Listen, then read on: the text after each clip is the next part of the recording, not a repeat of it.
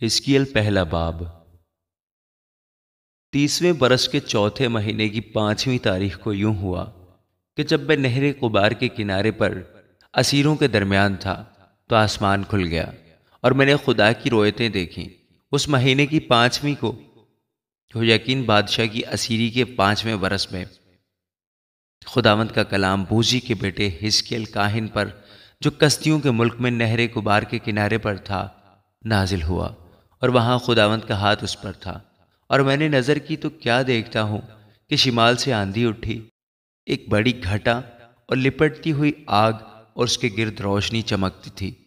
اور اس کے بیچ سے یعنی اس آگ میں سے سیکل کیے ہوئے پیتل کی سی صورت جلوہ گر ہوئی، اور اس میں سے 4 جانداروں کی ایک شبیہ نظر آئی، اور اس کی شکل یوں تھی کہ وہ انسان سے مشابہ تھے،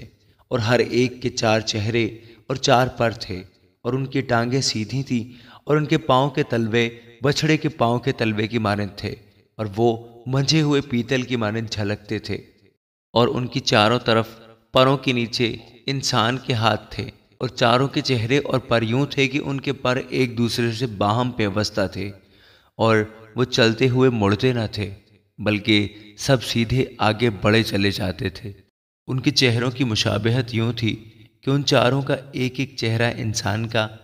ایک ایک شیر ببر کا ان کی دہنی طرف، اور ان چاروں کا ایک ایک چہرہ سانڈ کا بائیں طرف،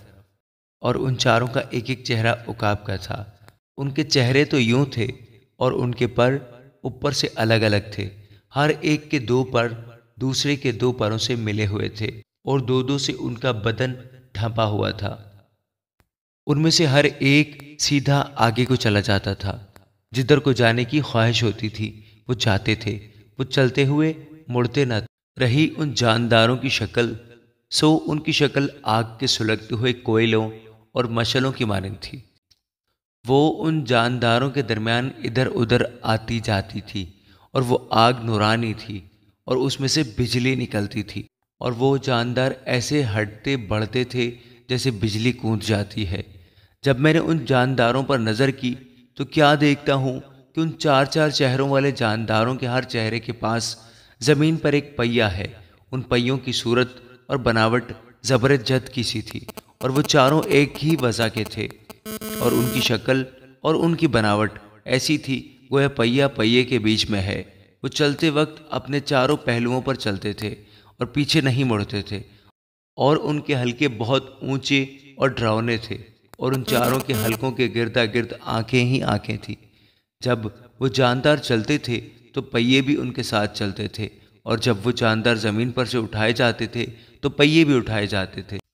جہاں کہیں جانے کی خواہش ہوتی تھی جاتے تھے، ان کی خواہش ان کو ادھر ہی لے جاتی تھی، اور پہیے ان کے ساتھ اٹھائے جاتے تھے، کیونکہ جاندار کی روح پہیوں میں تھی۔ جب وہ چلتے تھے یہ چلتے تھے، جب وہ ٹھہرتے تھے یہ ٹھہرتے تھے، اور جب وہ زمین پر سے اٹھائے جاتے تھے تو پہیے بھی ان کے ساتھ اٹھائے جاتے تھے، کیونکہ پہیوں میں جاندار کی روح تھی۔ جانداروں کے سروں کے اوپر کی فضا بلور کی مانند درخشاں تھی، اور ان کے سروں کے اوپر پھیلی تھی، اور اس فضا کے نیچے ان کے پر ایک دوسرے کی سیدھ میں تھے۔ ہر ایک کے 2 پروں سے ان کے بدنوں کا ایک پہلو اور 2 پروں سے دوسرا پہلو ڈھانپا تھا۔ اور جب وہ چلے تو میں نے ان کے پروں کی آواز سنی، گویا بڑے سیلاب کی آواز، یعنی قادر مطلق کی آواز،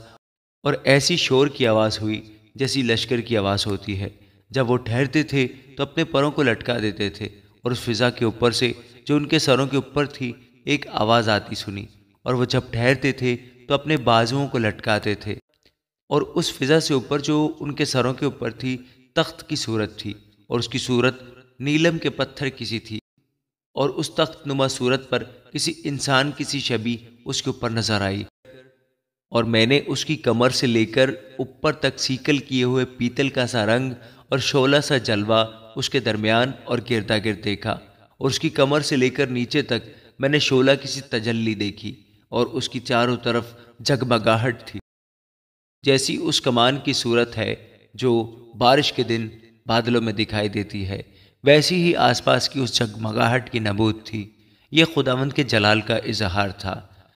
اور دیکھتے ہی دیکھتے میں اوندھے منہ گرا، اور میں نے ایک آواز سنی جیسے کوئی باتیں کرتا ہے۔ آمین۔